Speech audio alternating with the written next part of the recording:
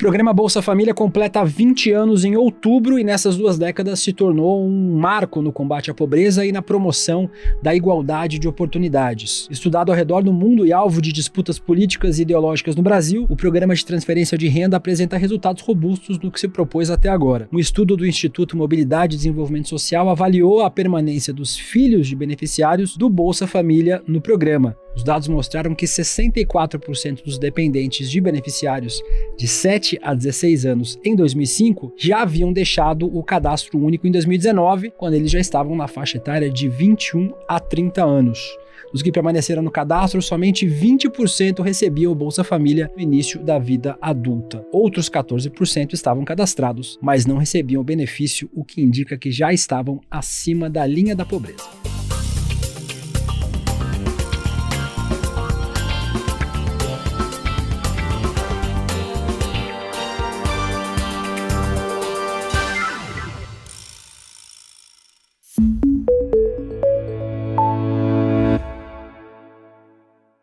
Olá, seja muito bem-vindo, muito bem-vinda. Eu sou o William De Luca, esse é o Em Detalhes, aqui sempre com um convidado. Nós vamos mergulhar e analisar uma temática todos os dias. Hoje eu converso com o servidor público de carreira e especialista em políticas públicas, Pedro Pontual. Pedro, um prazer receber você aqui de novo no ICL. Prazer é todo meu, William, de estar aqui no ICL, participando das discussões que o ICL sempre promove sobre a parte séria do nosso país e sempre de um jeito muito bom para que todo mundo possa entender e acompanhar a pauta política. A gente vai falar hoje, Pedro, sobre um tema que você entende bastante, sobre o Bolsa Família, um dos principais programas de transferência de renda, não só do Brasil, mas do mundo. Eu queria que você começasse falando para quem está assistindo a gente, o que o programa mudou nesses 20 anos. Agora, em outubro, ele completa 20 anos. Nesse período, o Brasil mudou muito e o programa também mudou. Eu queria que você falasse um pouquinho sobre as mudanças do programa. É bem interessante porque a gente tem 20 anos de Bolsa Família e é um programa que ele passou por constante amadurecimento, né, e melhorias, como tem que ser com uma política pública. Vamos lembrar que até hoje se disputa a origem do Bolsa Família, que foi inquestionavelmente implementado em 2004. E ele chega como sendo uma lógica de que você precisa romper o ciclo da pobreza. Que é, colocando em termos bem simples assim, você tem a família que precisa complementar a renda, as crianças vão para o sinal, para o semáforo, né, talvez, vender bala para receber o dinheiro ou pedir dinheiro e, portanto, elas ou saem da escola para isso ou nem entram na escola. Quando essas crianças também elas começam a ter suas famílias, isso se repete.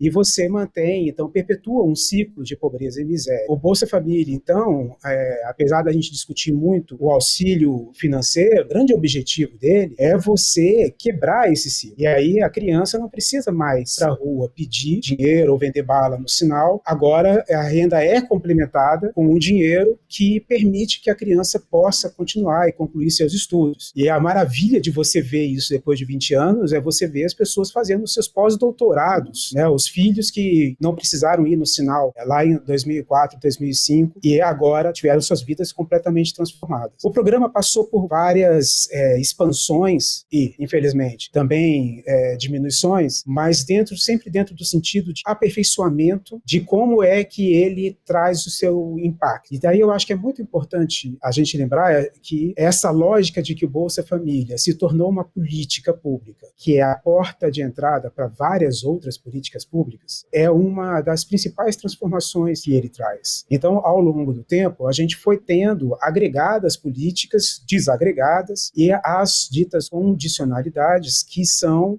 sempre aquela contrapartida que se espera da família para justamente que a Bolsa possa ter o seu efeito. E eu acredito que a gente viveu também, um período, a partir de 2011, em que o Bolsa Família se dedicou a fazer a busca ativa, né, que é, essencialmente, você não fica parado atrás da mesa esperando as pessoas chegarem, você vai atrás das pessoas que, por alguma razão, contingência, não tem condições de buscar um CRAS, buscar a prefeitura ou uma caixa econômica para poder se informar sobre o programa. E acho que esse foi talvez um dos momentos, um dos maiores desafios para você em termos de modificação que o programa passou. Ele passou também por um período em que as condicionalidades deixaram de ser relevantes para a inclusão de novos beneficiários, em que o debate dos valores parou de ocorrer dentro do que é a realidade econômica, e agora a gente retoma um momento em que a política volta a ser vista de fato como indutora de outras políticas, estruturante das outras políticas, justamente porque você passa a conhecer a população, que é o cadastro único, que o nome, acho que antes de terminar de falar a palavra cadastro,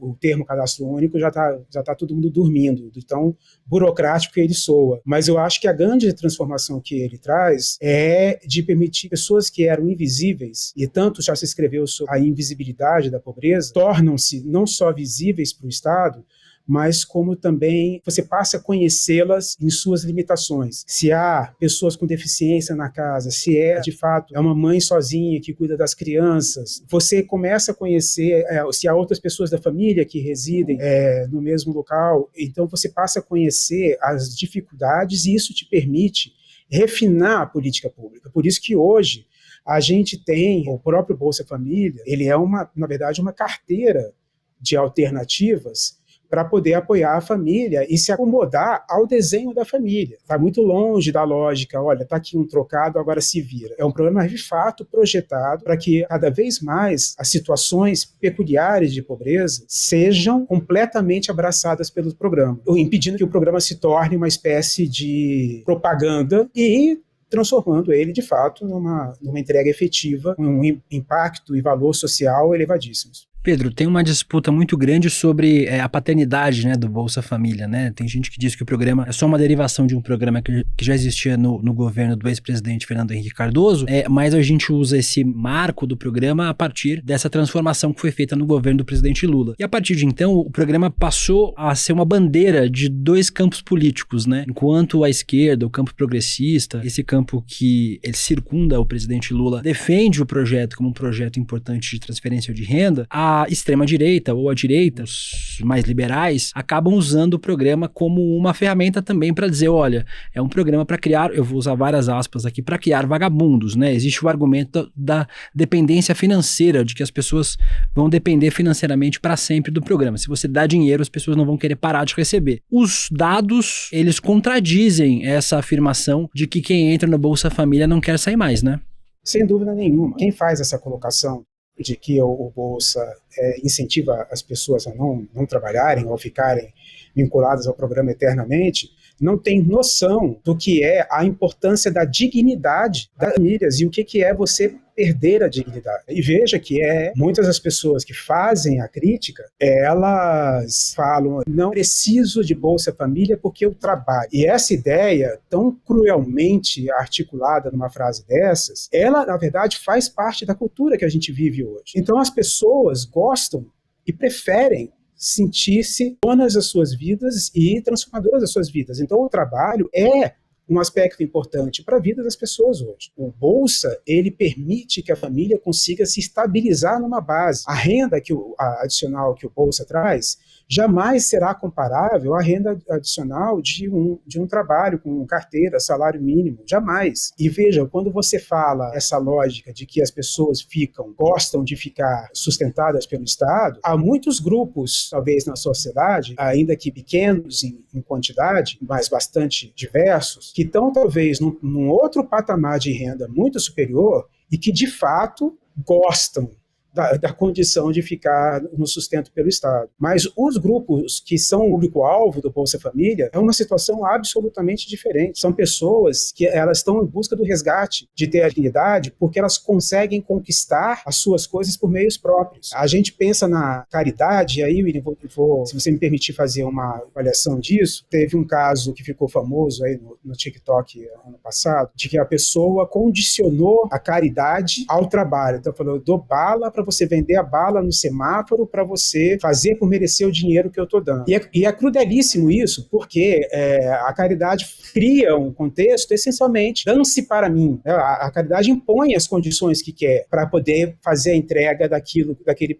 que as pessoas vão receber. Então, pedir coisas não carrega uma dignidade. O Bolsa Família não te permite viver sem trabalhar e te permite sonhar e, como a gente está vendo hoje, os números claramente deixam visível, conquistar o seu espaço de trabalho para ganhar as suas rendas. E assim elas reconstituírem esse aspecto de que são pessoas que se sustentam, que vivem por conta própria, que conseguem ter garantido, trabalham para que possam continuar as suas vidas. Eu acho que esse aspecto da dignidade, quando ele é atropelado nas discussões, sobretudo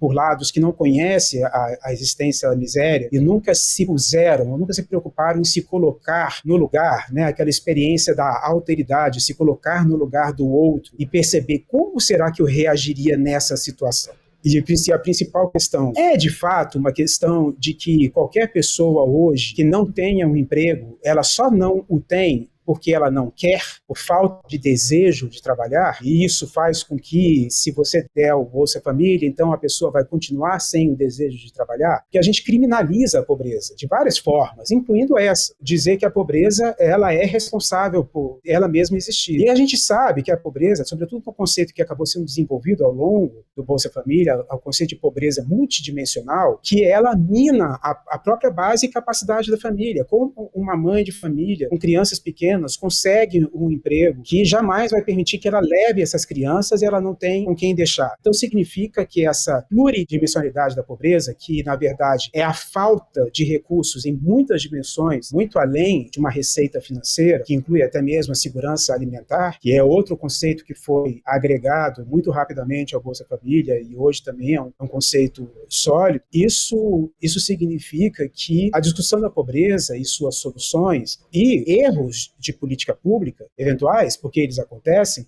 precisam ser discutidos em cima da realidade e não do mundo imaginário, preconceituoso e mal que existe na cabeça de uma quantidade de pessoas no Brasil que vilaniza a pobreza simplesmente por ela existir. Pedro, a gente sempre vê o Bolsa Família, como a gente falou agora há pouco, nesse espaço de embate ideológico, né? Mas eu vou citar como exemplo o ex-presidente Jair Bolsonaro, que quando deputado federal e ainda pré-candidato à presidência, se referia ao programa como Bolsa Farelo, Bolsa Esmola. É uma coisa comum de ouvir, em especial em campos da extrema-direita, esse apelido contra o Bolsa Família. Mas, curiosamente, nem o governo do ex-presidente Jair Bolsonaro conseguiu acabar com o programa, né? Ele tentou mudar a identidade, mudar o nome. Eu queria te perguntar se você acha que dos legados que os governos progressistas deixaram nesse país, o Bolsa Família é um dos mais sólidos e mais difíceis de se derrubar? Concordo 100% com a sua afirmação. Um dos mais sólidos, difíceis de derrubar, fica parecendo desafio, melhor não colocar dessa forma, porque esse fato se tentou nos últimos 4 a 6 anos. Eu acho que existe também uma forma de você minar a confiabilidade do programa, porque, veja, toda política pública, na verdade, tudo que você acaba fazendo tem uma margem de erro, né, na nossa vida. A política pública não é diferente. Você vai ter uma margem de erro. Qual que é a margem de erro, por exemplo, que você existe, também colocando de maneiras bem diretas, que existe no Bolsa Família? Um erro possível é você colocar para dentro do programa alguém que não pertence ao programa. Alguém que estaria, por outras razões, fora dessas regras, certo? Então é um erro que você acaba cometendo, e isso é uma distorção do programa. A pessoa não era para estar e está no programa recebendo aquele valor. Um outro erro é você ter uma pessoa que deveria estar no programa, mas não está. Então esse é um outro erro da política pública. Se a gente fala de uma política pública que trabalha, o número referência já foi 10 milhões de famílias, hoje ele está maior em função de uma expansão desordenada, mas que acabou agora se reorganizando, está no processo de se reorganizar. Se você observa um programa dessa magnitude, significa que se você tem 0,5% de erro, você tem o 10% de 10 milhões seria 1 milhão, 1% de 10 milhões seria 100 mil, o 0,5% é 50 mil. Se você tiver 0,5% de erro, você tem 50 mil pessoas que vão estar no programa sem precisar estar. Aí, uma matéria jornalística que pega um personagem que acha 2 famílias numa cidade que estão no programa quando não deveriam estar. E essa matéria acaba representando toda a realidade do programa como se isso fosse o que de fato ocorre. Quer dizer,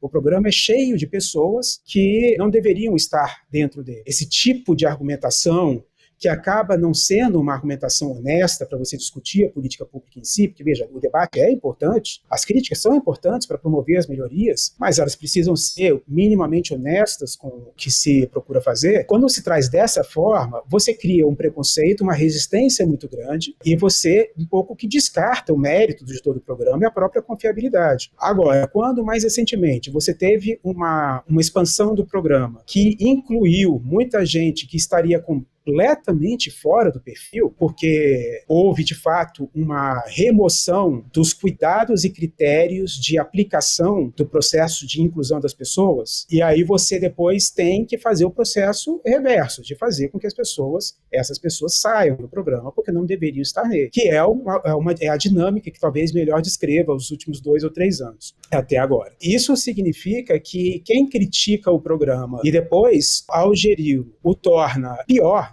em termos de eficiência, menos eficiente, ainda que aumente recursos também de maneira desordenada, desrespeitando a lógica que existe desse tipo de personalização do apoio para abraçar as famílias, e pior ainda, criando um incentivo perverso, que é um problema que a política pública precisa ser bem desenhada sempre para não fazer, que criou o fenômeno de muitas famílias monoparentais, porque a estrutura de critérios nos últimos 2 anos, ela era uma estrutura que induzia as pessoas a estarem cada uma num lugar separadas para maximizar a receita oriunda do programa. A gente percebe o grau de baixa maturidade e capacidade de diálogo com a política pública, que envolve tantas pessoas, você tem dezenas de milhões de pessoas, que na hora que você tem, de fato, as ferramentas na mão para fazer isso, você sequer se preocupa em ter qualquer tipo de critério, mostrando que, na verdade, essa interpretação mais ofensiva ao programa e aos seus beneficiários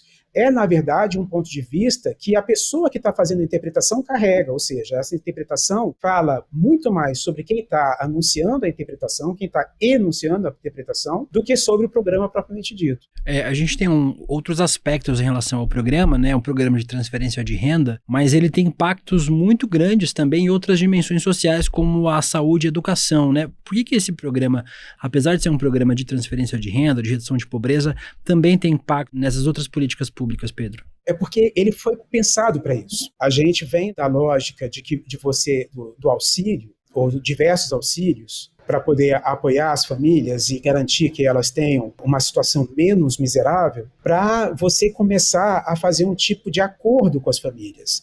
De que, olha, eu vou colocar esse dinheiro na sua conta, mas eu preciso que você se comprometa a manter a criança nas escolas. Esse, por exemplo, foi o desenho do modelo Bolsa Escola, que foi implementado pelo governo do Distrito Federal, lá também pelos idos de comecinho dos anos 2000. E que traz esse aspecto de que você agora está procurando induzir um comportamento diferente por meio da política pública e um comportamento que é positivo, que tem um impacto positivo. E aí, a partir disso, o programa vai se ampliando e fala, olha, você tem que vacinar também as crianças, elas têm que ter acompanhamento médico preventivo. E você vai expandindo essa discussão junto com a capacidade do Estado de oferecer o serviço. Afinal de contas, você não pode criar a condição de que a criança tem que ir para a escola sem haver uma escola para que ela possa ir. Então, é uma construção que tem que ser cuidadosa quando as prefeituras se juntam ao programa. É uma construção também que se beneficia muito da nossa estrutura federativa, que não é uma estrutura fácil para você criar políticas públicas. Mas o Bolsa Família, ele lida bem quando ele coloca as prefeituras como as gestoras locais e, portanto, com toda a capacidade de fazer o acompanhamento das famílias e do cumprimento das condicionalidades, do que você tentar fazer tudo à distância, centralizado, que seria fabulosamente caro, complexo e provavelmente ineficiente. E aí você começa, outro aperfeiçoamento que o programa teve ao longo do tempo, a remunerar as prefeituras pela boa gestão do programa.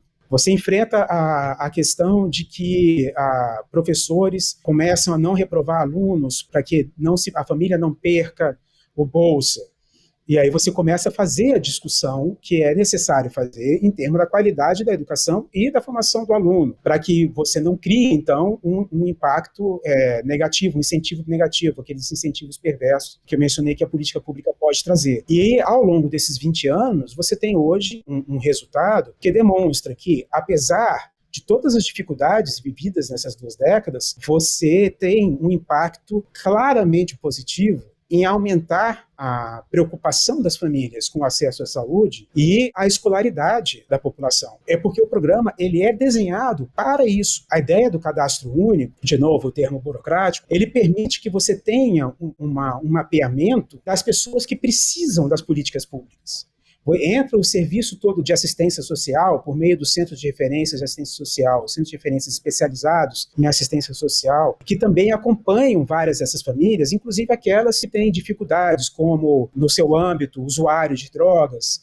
E aí a gente tem o programa do Centro de Atendimento Psicossocial, AD, né, o CAPS-AD, que passa, então, a estarem presentes nas regiões onde eles se fazem necessários, num processo de construção da política do Estado de atendimento e garantia de direitos da população. E o ideal é que esse programa ele continue sendo, como ele tem a espinha dorsal do cadastro único e essa transversalidade de diálogo com as políticas públicas, ele acaba, de fato, garantindo que você tenha foco e uma extrema eficiência do ponto de vista mesmo da aplicação daquele recurso, porque você sabe que esse recurso do Bolsa Família, ele está indo para uma região que tem pouco dinheiro naquela região.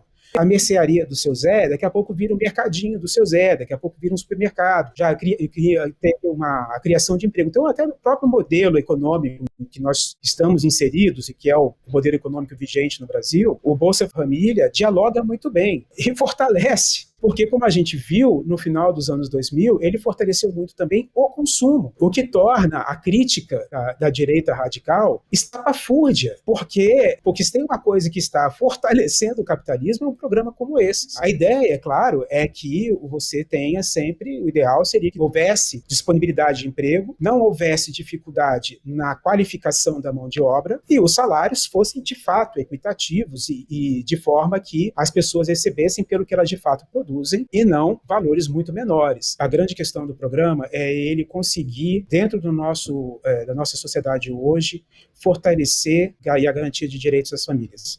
A gente tem mais um minutinho, Pedro. Eu só queria trazer um dado e fazer uma pergunta para a gente encerrar. Um relatório elaborado por 5 agências da Organização das Nações Unidas aponta que 70,3 milhões de pessoas no Brasil estão em situação de insegurança alimentar. O número é quase o dobro do observado no período pré-pandemia, dados do ano passado. Para a gente encerrar, Pedro, que desafios o Brasil tem, em especial um programa como o Bolsa Família, para combater essa saída do Brasil novamente do mapa da fome e também de promover desenvolvimento social com a população, em especial a população mais pobre?